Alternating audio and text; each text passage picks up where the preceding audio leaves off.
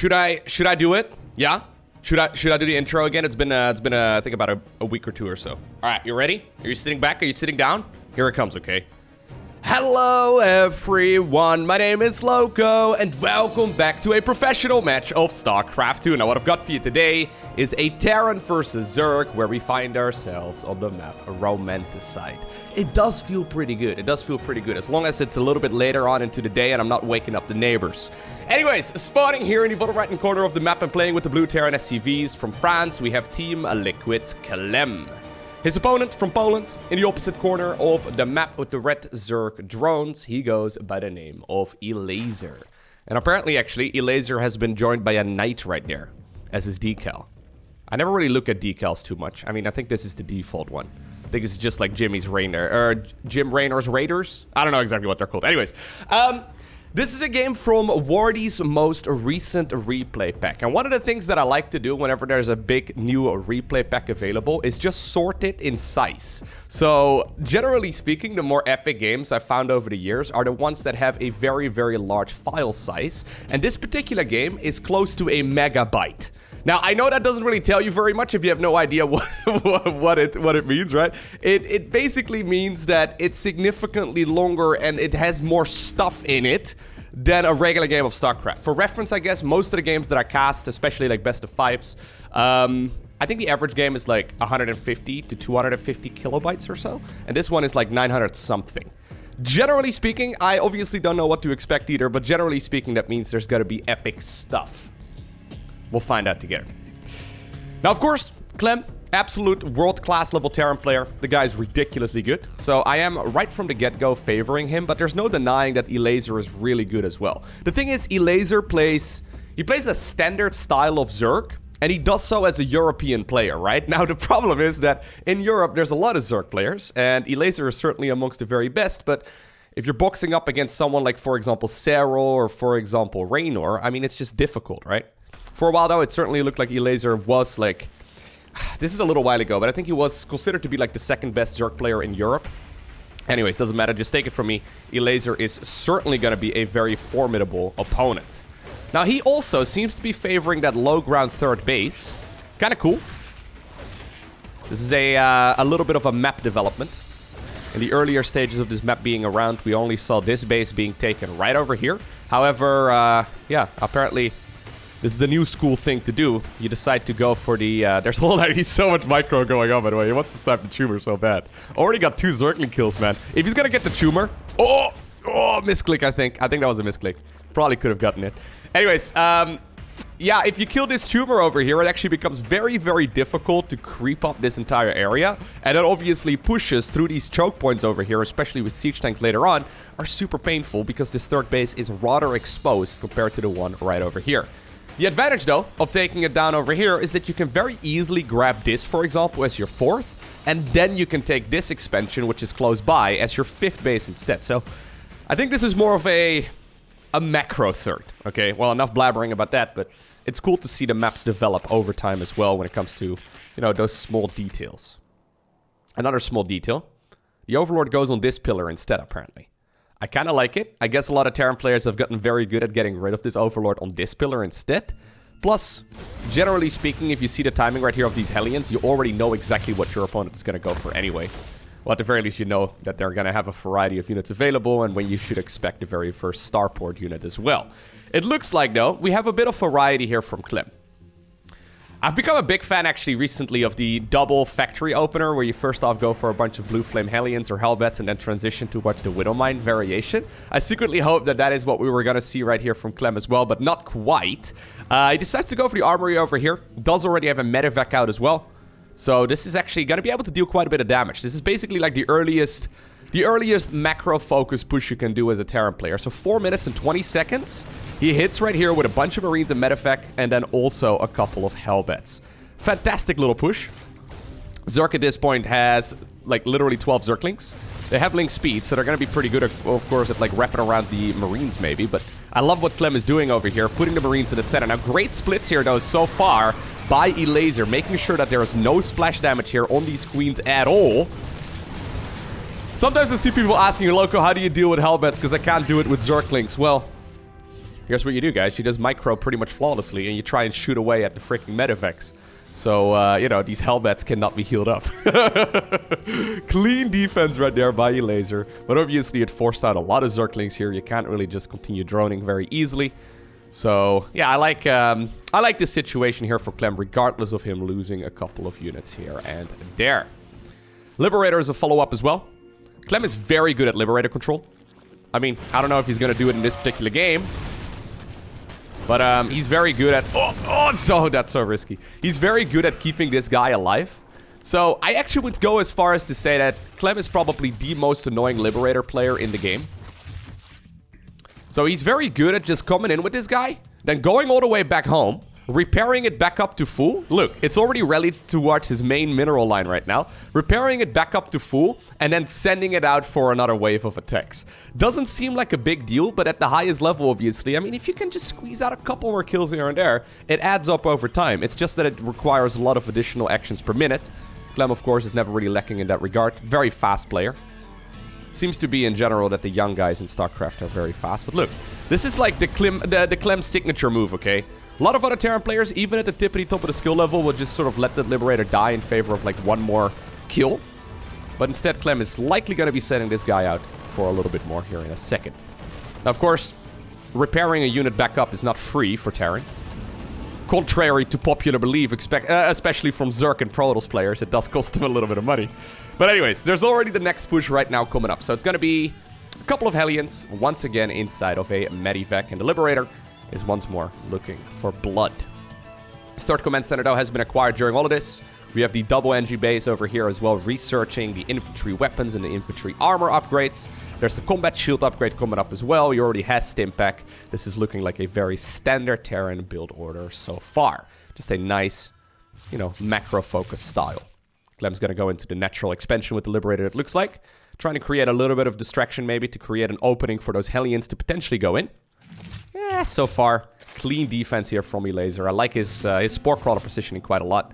I don't think that this Liberator is going to be able to achieve too much. At the same time, though, while now also those Hellions turn into Hellbats instead of the main base, there's a push over here with Marines and Widow Mines. A couple Medivacs have been joined into the fray as well. A lot of Zerglings end up getting sniped. I love the fact that Clem picked up the high HP ones and just sort of killed as many Zerglings as he could, just to keep them alive. And you can see he really cares for his Marines, man. He really cares for his units and things in, well, except for that Medivac. But he seems to care for his units quite a bit.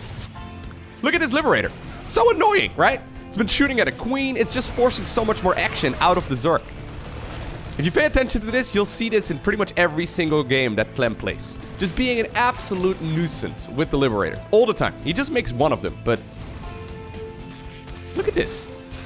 So coming in for the rescue for the Hellbat? Well, not quite, but the Hellbat is going to get 13, 15 kills before going down. Not bad at all. Clem just constantly abusing the terrain right over here as well to just, you know, minimize the surface area that those melee Zerg units can actually, you know, utilize. Lovely work. Is that Liberator still going to town? Okay, it's gonna get picked off, but I believe there was either 11 or maybe 12 kills there. Maybe it got one more kill on his way out. But that is so many workers that end up going down there to that one Liberator that most Terran players would have given up on. Isn't that cool? Now you can see Elazer is trying to see if he can punish Clem for being pretty aggressive over here. He's trying to snipe those units all the time. Might be able to get a Medivac here finally. Okay. First time he seems to catch a break, which is nice. At the same time, though, we once more have Clem pushing forward. The creep over here is starting to get rid of. Widow Mines actually just walk forward. Baneling speed, however, is done. Zerg now also has 1-1 finished up, so not bad. Oh, good pickup once more. All right. It's starting to remind me of Björn. I'm pretty sure if you wouldn't have told me that this is Clem playing, right, by the nameplate at the bottom, I probably would have guessed Björn. Björn with better macro, it seems. Not that his macro is bad at all, but Clem is really good, man. I'm excited to see where Clem is going to be, like, you know, going forward. He certainly seems to be at the tippity top right now. Super, super good gameplay so far. Anyways, let's see where this game is going to go. So far, I mean, oof. This is nice for the Terran player once again. So far, this is not a massive deal. 5 SCVs end up getting killed here, but the planetary wasn't done yet. So I think that's okay. I'm curious to see where this game is going to go, because we have seen this sort of scenario many times before, right? Obviously, there's a lot of variety here in these first 10 minutes. That's possible, but broadly speaking, I think we've all seen a game like this 100 times. Now, I'm curious to find out why this particular replay size was so freaking massive. All right, 2-2 is going to finish up here for the Zerk very shortly. For the Terran, however, slightly shortier. That's a word now. And he's going to be able to continue the pressure here. Actually, taking this fight right now would not be bad for the Terran. I mean, he's 2 upgrades ahead, right? Not to be underestimated at all, but only for another, well, 10 seconds. Banelings ready to go for a roll-by. They're going to have to go through the supply depot first. I don't think this is going to really achieve that much. Nah. Oh, I love this. Oh, we never see that. Did he notice? Did he notice? Did Clem not see? Oh, okay, he did. Wow, that's actually massive. So, that's really cute. He decided to burrow a couple of banelings there inside of the mineral line. If the Terran player was already looking back at the army, assuming he had that one actually defended, right? The baneling roll-by. That could have been an absolute disaster with those SCVs returning back here, but... Lovely move there by Elazer. Sadly, did not work out. Well, sadly for the Zerk player, that is. Finally, right now is when we see the Hydra Den. There's already an infestation pit as well, so I think that this is going to be Lurker play. Probably fast hive into Lurkers. Ooh, once again. Banelings. Pretty nice. I like this, actually. Most of the high-level Zerk players don't really use Baneling mines very often. Liberator once again moves into this base. Ooh. Massive Widowmine hits, though. This Liberator over here is likely not going to get much done, but obviously Clem keeps it alive and sieges it up once again, right? I would love to see it go back home, but now obviously there's so many different things to handle. It's not likely going to be easy, but... this has been a focus so far, and there finally do we see the tech transition from the Zerg, but it has been a very heavy focus so far on Zerglings and Banelings. There seems to be a little bit of there seems to be a little bit of confusion in the StarCraft community when it comes to Ling Bane-based armies, especially up to this point in the game. A lot of people think this is Zerg playing greedy when they decide to skip out on both the Hydralisks as well as the Mutalisks, right? But I actually strongly disagree. I think this is actually a very safe way of playing, because when you think about it, you will have more Ling Bane, right?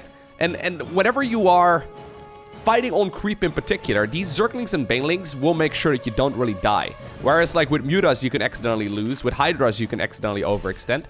Generally speaking, I would actually consider to be this playstyle over here to be the safest way that Zerg can open up. Either way. Maybe pro gamers will disagree, I'm not entirely sure, but I found this to be, as a Zerg player, very, very safe. Now, Elazer decides to engage this before the Widow Mines can actually properly get into a good position. Drilling Claws upgrade, of course, has been finished up. Once again, another Baneling attempt over here at the 6 o'clock position. Probably won't get too much done. The Widow Mine actually kills itself in the process, but it kept the mineral line alive. Yeah, assuming your Queen Injects at the very least are going to be on point, you can get yourself plenty of units out.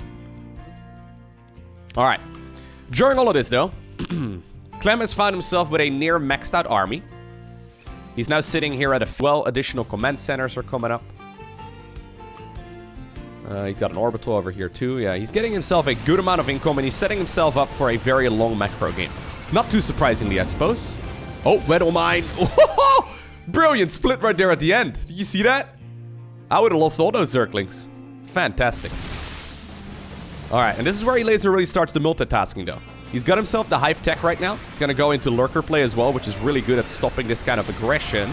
Lings and Banes trying to roll it over to the 6 o'clock position. That base will stay alive, but the Planetary indeed gets rolled into by the Lings and Banes. This is one of the things that Zerg players can afford once they get up to this economy, right? So Elazer has been playing macro here this entire time. Hasn't really done a whole lot of counterattack pressure until just now. Generally speaking, when Zerg is sitting between 90 and 100 drones, they can quite comfortably afford to roll units into planetaries. Before that point, it's very difficult to actually pull that off. Once again, dude, I love the Baneling landmines. We never really see this from the other top-level guys. I'm a fan. The only problem with Baneling landmines is that the Terran units always walk around it. Just barely. One day, though. One of these days, we're gonna see a massive explosion. Now, you can imagine, right, that when Terran micros this way... Actually, hold that thought. Because once again, we have a push right here through the center. Man, he's cleaning up the creep like a champ. Janitor Clem over here, man. Getting rid of all the slime. Where'd the slime come from anyway? Why is it pooped by queens? At this point, there's lurkers available, right? And lurkers are very good at pushing back these type of armies. Yeah, they just walk over here. They're like, you know what? Let's get into a better spot. This is difficult to break right now for Terran, although, Clem is gonna try. Decided to split. Banelinks! Lovely. Oh man, I love the Baneling landmines. Yeah, alright. This is how you can become or this is how you create fence pretty easily, right? If you weren't familiar with Elazer, or at the very least not very familiar, he seems to be very fond of these Baneling mines. I know he was playing it a while ago as well, but it's good to see that he's doubled down on it. Once again, we had an attempted push over here. So what I was trying to say, in these kind of scenarios, it's pretty obvious that Terran is playing more efficiently, right? So you can see Zerg has lost way more resources. I'm not even going to do math because it turns out from a previous cast that I can't even count anymore. But Terrans in general, especially when they have the micro here that Clem has, just trade ridiculously efficiently. And this is what Elazer is going to have to deal with. There's really no particular way in which he can make that better for himself, unless the Terran horribly miscontrols, right? Not like this. I think this orbital, or this command center rather, is going to burn to death. Unless the SCVs repair it back up. It's only got 29 HP right now. Yep. I think it's gone. Ghost Academy did finish up the personal cloaking upgrade, but the planetary... the orbital... the thing is gonna burn to the ground. Now, in order to counteract, right, the cost inefficiency right here for Zerg, you have to make sure that you get yourself more economy here. So, the way that Zerg can do this is by either denying the Terran player bases, right? Taking their entire half of the map plus one Terran base is an alternative strategy that's really good. So, for example, if Zerg can take this one, as well as the base in the bottom left, which he just started mining, that is fantastic as well, because that means he gets himself an entire different base, or like an entirely extra base. If, however, this game turns out to be a half, like a split map scenario, right, where both players mine their halves of the map, it's gonna be a tough one to win for Elazer. Just because of the, you know, efficiency of Terran.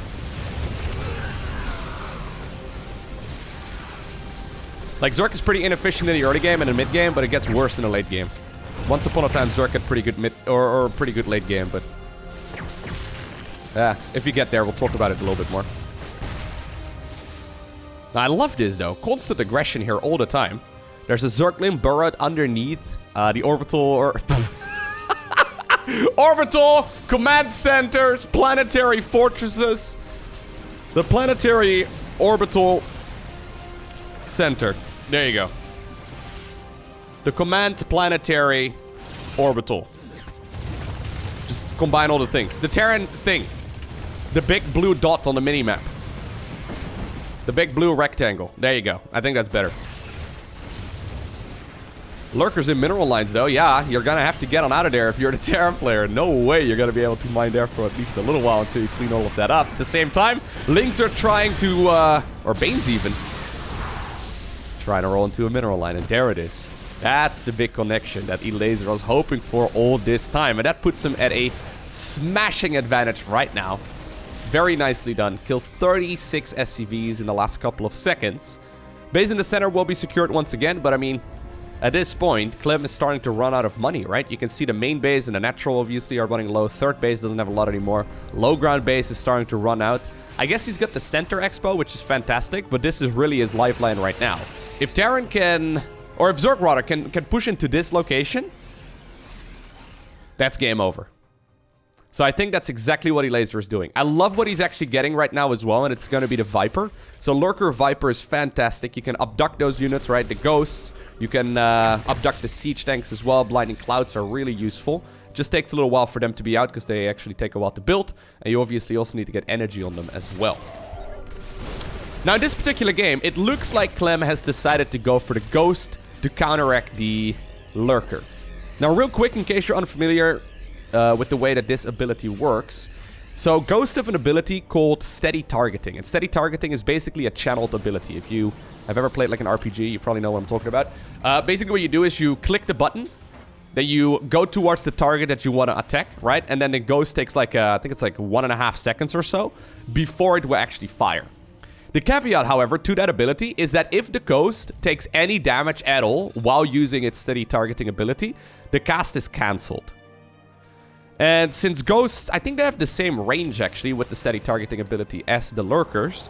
Or maybe they have +1, I'm not entirely sure. But anyway, since they have a very similar range, they can oftentimes create a pretty cool dynamic between the Lurkers and the ghosts. Now sadly here it looks like Elazer let his foot off the gas. I would have loved to see him continue pushing, because right now all of a sudden, Clem has got himself another base. What Elazer decided to do though, and I actually really like this decision as well, although it's a bit ballsy, he decided to go for the 12 o'clock position, the base over here in the top right, and then also this expansion down south. So he's now capturing 2 expansions that are usually the Terrans. This is something worth noting, because of that cost efficiency that we talked about earlier, and the income that Elazer is going to need to actually run any of this. I don't think both of them are going to finish, but if he can just mine one, that's all he really needs.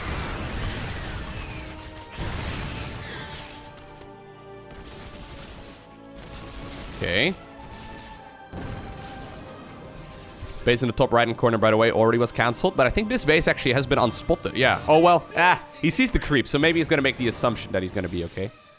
Queens have decided to be pulled away from their hatcheries as well to try and see if they can transfuse a couple of these Lurkers back up as well. At the same time, though, the Terran army is backing off. Most of the siege tanks will likely be killed. And Elazer is like he's like a lion growling right now, okay? He's like an American shouting to get off his lawn. At least I've seen that in the movies, so I'm sure that happens in real life as well. No, but this is nice, right? He needs to try and take control of the map. If you can take control of the map, you can spread creep there as well, and that makes it very difficult for the Terran player to advance. Now, I would love to see drones being sent over towards the 6 o'clock base. Finally, it gets spotted right here as well.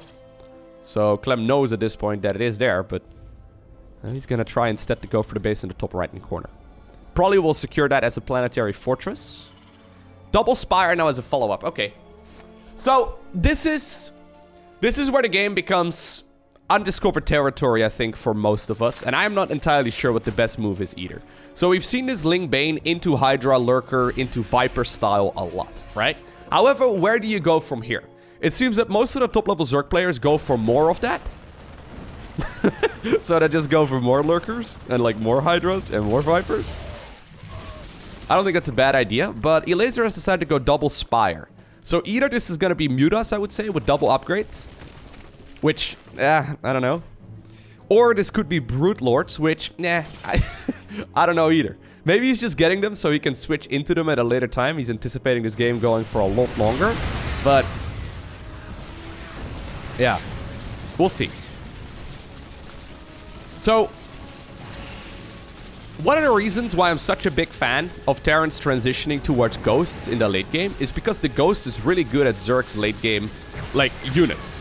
Right? So, okay, so it's got the Steady Targeting, which is fantastic against Ultras, it's fantastic against Brute Lords, it's fantastic against, oh my god, hold that thought. Woo!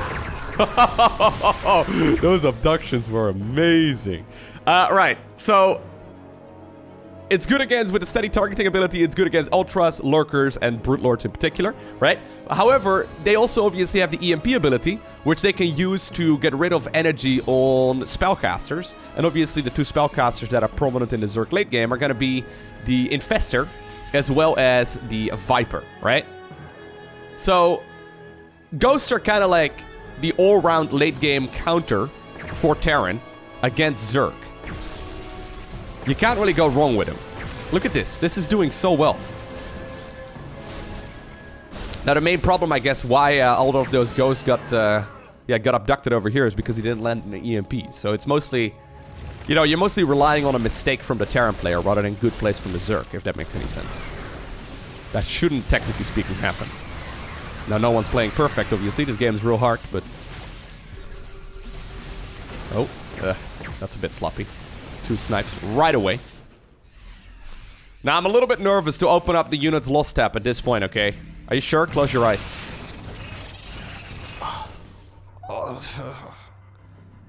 He's lost 69 SCVs. Nice. Alright, okay. Parasitic bomb, sure, but loses 2 Vipers for 1 parasitic bomb. So I'm curious to see what he's gonna do with these spires. He's getting himself the double upgrades. I'm really not sure. So where do you go right now if you're the Terran player? Or sorry, if you're the Zerg player? Because this is just evidently not working very well, right? Unless you can mine out this entire base, which, you know what?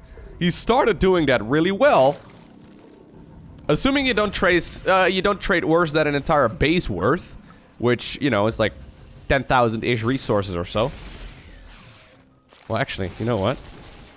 I actually feel... yeah, no. Hold up. Can we... How much is in these? I think it's like... Half of them have 900 and the other half have 1,500. And then there's like 2,000-ish gas. So there are... Yeah, there's quite a lot of resources available, but... Up to this point, I mean, Elazer has basically been trading an entire base worth, like, less efficient than the Terran. Okay, so it's gonna be Greater Spire right now into Pathogen Glands as well. So this reads to me as a mass Brute Lord Infestor transition. Elazer obviously has the advantage right now of being able to tech switch to watch whatever he likes, right? Look at the money that he's got. He's got a decent bank, so he can remax on whatever army he pleases. The question is, what is that army going to be? Because I think going more Lurkers here, it's just not doing very well because this army of ghosts is becoming menacing. Look at this. There's less Marines than ghosts at this point. Base at the 6 o'clock position, by the way, got sniped, as you probably saw. There's the Corruptors coming up. I think that's the plan. I think he's gonna go Brute Lords. I don't know, man. The problem is, right, it's not just the Ghost. It's not just the Ghost. So the Ghosts obviously are very good at dealing with those late-game Zerg units. The main threat to the Brute Lord, however, is not even the Ghost, it's the Thor. So, Thors once upon a time were outranged by Brute Lords.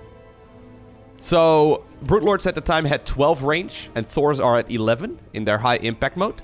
However, they reduced the range of Brute Lords effectively to 10, meaning that in the past, Brute Lords outranged Thors, but right now Thors outrange Brute Lords.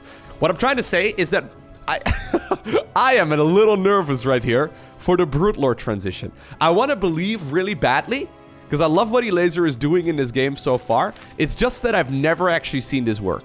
Like, not since, you know, they nerfed the Brute, which is about a year ago at this point.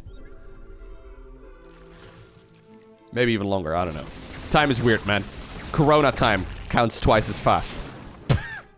Now, one thing you can obviously get done is land a fungal growth. If you can land a fungal growth with the infestors on top of the ghosts, then all of a sudden these ghosts absolutely disappear.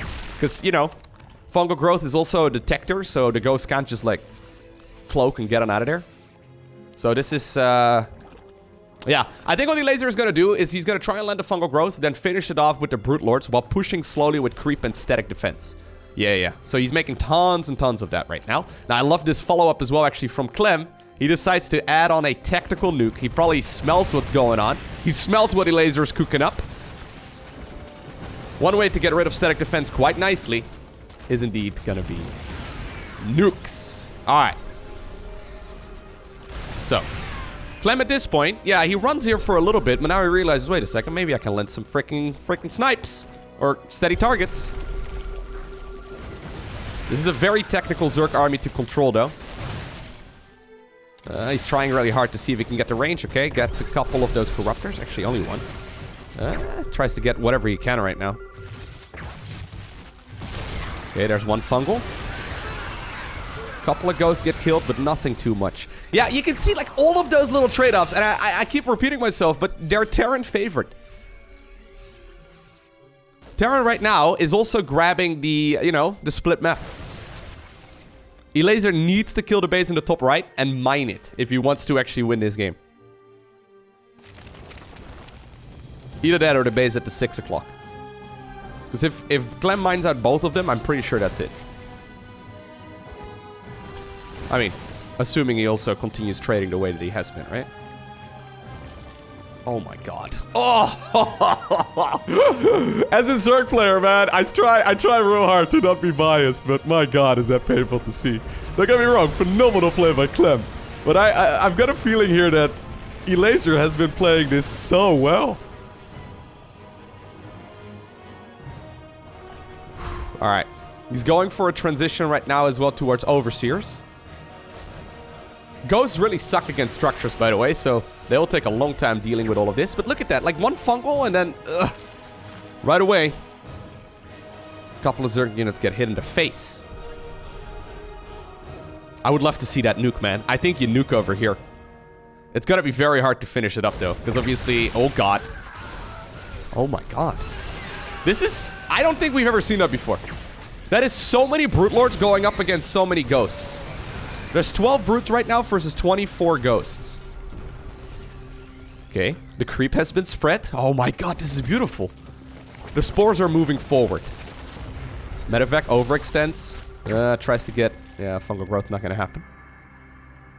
So Elazer is trying to tighten the noose right here on the base in the top right. He needs the queens to push the creep forward, and then the spores can move forward again as well. Oh my God, massive fungal growth though, connects with a whole lot of those units. Immediately the Overseers move in that direction as well, just to try and continue the aggression. Brute Lords though, I mean, with these upgrades and in those numbers, they're going to be able to take care of that base very quickly, and the expansion of Clem falls. Okay, very critical. You can see Clem doesn't have much of a bank. He's only sitting at 45 workers right now, and he has actually sat on that for quite some time. He's right now, though, adding on what I was suggesting earlier. He's gonna go into Thors. He's realized that Elazer at this point is doubling down on his Brute Lord production. So he's like, okay, you know what? I'm gonna go ahead and just go all out when it comes to dealing with those units. Infestors obviously also have a skill called Neural Parasite, which allows them to take control of units. Very important to point out, I think, because if you can get the Neural Parasites on a bunch of those Thors, it can definitely change the tide of battle. Or obviously, if you can neural a couple siege tanks, that's not a bad idea either. Love the addition of the siege tanks, by the way.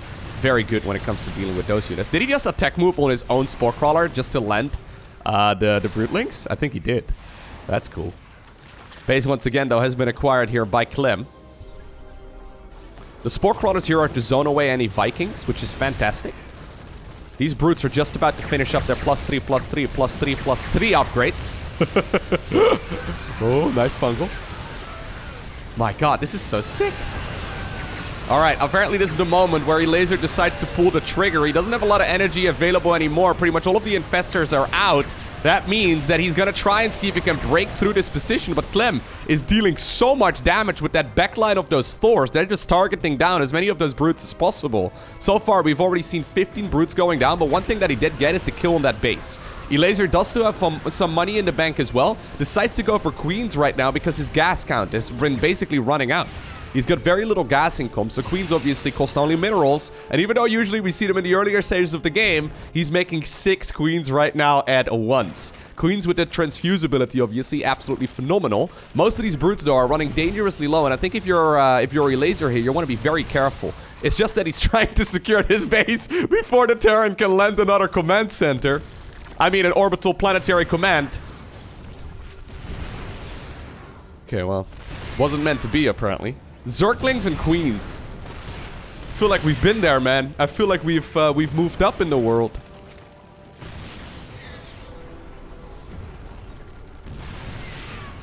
Okay. The Queens once again trying to poop some creep. Siege tanks, very helpful here in this scenario. Now, Brutes obviously are good against siege tanks. It's just that they can't really move forward without getting in range of the Thors. The Ghost obviously hungry to snipe as well, and there's really only a couple of Zerg units available right now. It looks like all of the static defense that was on the outer bases as well has been pulled towards the front. One fungal growth and this can still be over, but I feel like you're relying at this point as a Zerg player from a mistake of the Terran player rather than your own good plays. That may be Zerg bias coming in though. Probably.